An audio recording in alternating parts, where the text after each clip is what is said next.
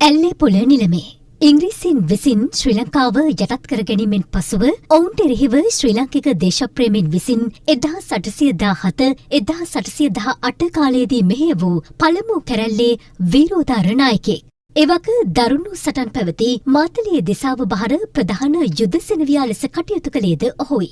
ඇල්ලේපොළ නිලමේවරයා සිය පවුල සමග උඩුදුම්බර බඹරබැද්ද ප්‍රදේශයේ ගල්ලිනක් තුළ සිටින බවට ලද රහස්‍යගත පණිවුඩයකට අනුව 1818 ඔක්තෝබර් 6 වෙනිදා ඔහු ඉංග්‍රීසීන්ගේ අත්අඩංගුවට පත් වුණා. අනතුරුව ඔහු රාජද්‍රෝහියෙකු ලෙස වරදකරු කරමින් 1818 වසරේ ඔක්තෝබර් 27 වෙනිදා පෙරවරු 8ට එල්ලා මරණ ලෙසට ඉංග්‍රීසි යුද්ධාධිකරණය නියෝග කළා. එහෙත් සිංහල නායකින් එල්ලා මැරීමේ සම්ප්‍රදායක් නොමැති බැවින් තමන්ගේ හිසගසා මරණ දණ්ඩනය පමුණුවන ලෙස ඔහු ඉල්ලීමක් කර තිබූ අතර ඒ අනුව ඔහුගේ හිසගසා මරණයට පත් කෙරුණා. අතීතයේ සැඟව ගොස් තිබූ මේ කතාවේ ඔහු අත්අඩංගුවට පත් වූ ගල්ලෙන පිළිබඳව මෙතෙක් නිශ්චිත සොයා ගැනීමක් කර තිබුණේ නැහැ.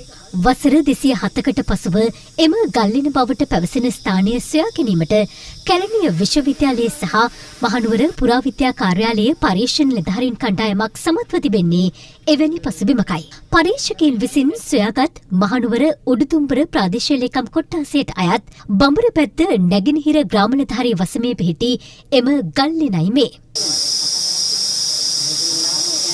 පරීක්ෂණ කණ්ඩායම සඳහන් කරන්නේ ඇල්ලේපොළ නිලමේවරයා සිය බිරිඳ සහ බෑණනුවන් සමග මෙම ලෙනෙහි ආරක්ෂිතව සිටි බවට සැකයකින් තොරව විශ්වාස කළ හැකි බවයි.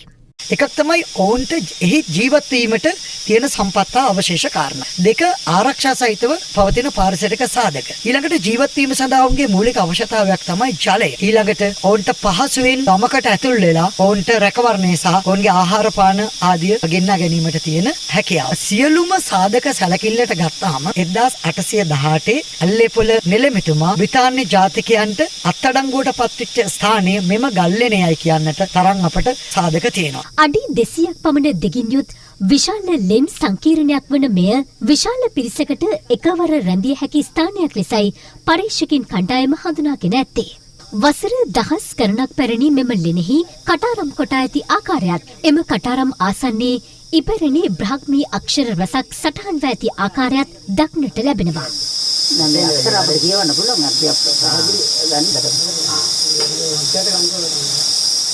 අපි විශ්වාස කරනවා බොහෝ විට මේවා පූර්ව බ්‍රාහ්මී යුගයට අයිති අක්ෂර වෙන්න ඕන කියලා. එහෙමනම් අපිට එක්තරා නිගමනයකට එන්න පුළුවන් මේ ලෙන ඇතම් විට මහා සංඝයා වහන්සේ සඳහා පූජා කරපු එකක් වෙන්න පුළුවන්. උන්වහන්සේලාගේ නම්ගම් එහෙම නැත්නම් මේ ප්‍රදේශයේ තියෙන නම මේ පූජා කරපු අය මේකට ආවගිය අය කවුරුන්ද කියන එක සම්බන්ධ කිසියම් තොරතුරක් මේ තුල ගැබ්බෙලා ඇතයි අපට අනුමාන කරන්න පුළුවන්කම ලැබෙනවා.